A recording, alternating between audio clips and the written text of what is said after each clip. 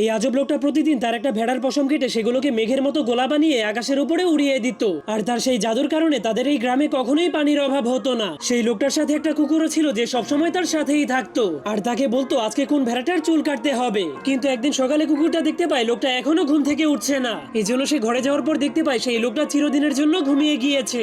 যার কারণে সেই লোকটা আর সেখানে না থাকার কারণে সেখানে অনেক বছর ধরে বৃষ্টি হয় না। এই জন্য সেখানকার সবগুলো নদী শুকিয়ে যাওয়ার কারণে সেখানে খরা হয়ে যায়। যার কারণে কুকুরটা ভেড়াগুলোর পশম কেটে সেই লোকটার মতো মেঘ তৈরি করার চেষ্টা করে, কিন্তু সে ব্যর্থ হয়ে যায়। তখনই কুকুরটা দেখতে পায় একটা ভেড়ার পশম অনেক বড় হয়ে যাওয়ার কারণে সেই ভেড়াটা আকাশে উড়ে যাচ্ছে। যার কারণে সে ভেড়াটাকে বাঁচানোর জন্য ভেড়াটাকে ধরে একটা রুমের মধ্যে বন্ধ করে দেয়। এমনকি বাকি সবগুলো ভেড়াকেও সেই রুমের মধ্যে বন্দি করে দেয়। কিন্তু তখনই একটা ভেড়া জানলা দিয়ে বাইরে বের হয়ে গেলে কুকুরটা তাকে ধরার জন্য তার পিছু করতে শুরু করে দেয়। কিন্তু তখনই ভেড়াটা একটা কাঁটাযুক্ত ঝোপের মধ্যে আটকা পড়ে যায়। যার ফলে তখনই চমৎকার ভাবে সেই ঝোপের ভেতর থেকে মেঘ বের হতে শুরু করে দেয়। এটা দেখার পরেই কুকুরটা জলদি করে সবগুলো ভেড়াকেই কাঁটাযুক্ত